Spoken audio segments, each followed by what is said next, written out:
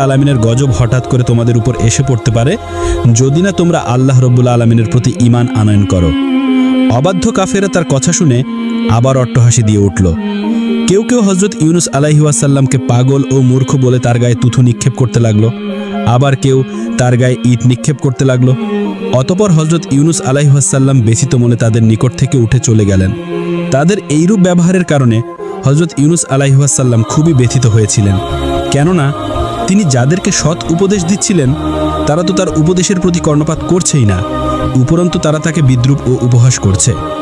এভাবে তিনি তার কওমের লোকেদেরকে একাধারে 40 বছর পর্যন্ত দাওয়াত দিলেন, কিন্তু তার এই দাওয়াত ও প্রচেষ্টা সম্পূর্ণ ব্যর্থতায় পর্যবসিত হলো। কোনো মানুষ আল্লাহ রব্বুল আলামিনের প্রতি ঈমান আনয়ন করল না। অতপর হযরত ইউনুস আলাইহিস সালাম আল্লাহ রব্বুল আলামিনের দরবারে 2 হাত তুলে প্রার্থনা জানালেন, হে মাবুদ, তুমি এই অবাধ্য লোকেদের উপর গজব নাজিল করো। হযরত ইউনুস আলাইহিস সালামের এই রূপ দেওয়ার পরিপ্রেক্ষিতে আল্লাহ রব্বুল আলামিনের তরফ থেকে তাকে জানিয়ে দেওয়া হলো, হে ইউনুস, আমি যথাসময়ে তাদের উপর গজব নাজিল করব, এ ব্যাপারে তুমি তাড়াহুড়া করিও না। হযরত ইউনুস আলাইহিস সালাম বললেন, হে মাবুদ, আপনি কোন দিন তাদের উপর গজব নাজিল করবেন? আল্লাহ রব্বুল আলামিনের পক্ষ থেকে তাকে উত্তর দেওয়া হলো, যখন সময় হবে ঠিকই আমি তাদের উপর গজব নাজিল করব। এরপর একদিন হযরত ইউনুস আলাইহিস সালাম রাস্তা দিয়ে কোথাও যাচ্ছেন, এমন সময় তার সাথে কতিপয় কাফেরের দেখা হলো। তারা তাকে বিদ্রূপের সঙ্গে জিজ্ঞাসা করল, হে ইউনুস, তোমার আল্লাহর তরফ থেকে আমাদের উপর গজব তো নাজিল হলো না? তোমার আল্লাহর তরফ থেকে আমাদের উপর নাকি গজব আসবে, কিন্তু কই, গজব তো আসছে না। আমরা গজবের আশায় বসে আছি, আর অপেক্ষা করতে করতে একেবারে অতিষ্ঠ হয়ে গিয়েছি।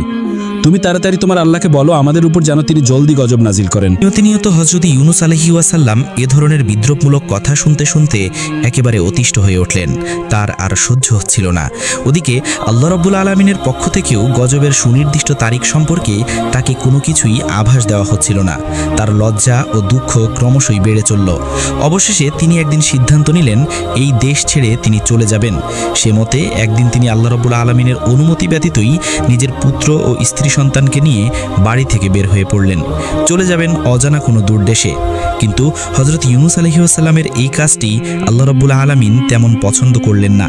তখন তার উচিত ছিল আল্লাহ রাব্বুল আলামিনের পক্ষ থেকে অনুমতি নেওয়ার।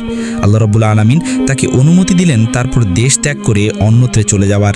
এদিকে হযরত ইউনুস আলাইহিস সালামের স্বদেশ ত্যাগ করার পরে হঠাৎ একদিন দুপুরবেলা সেই দেশে একটি ভীষণ অবস্থার সৃষ্টি হলো।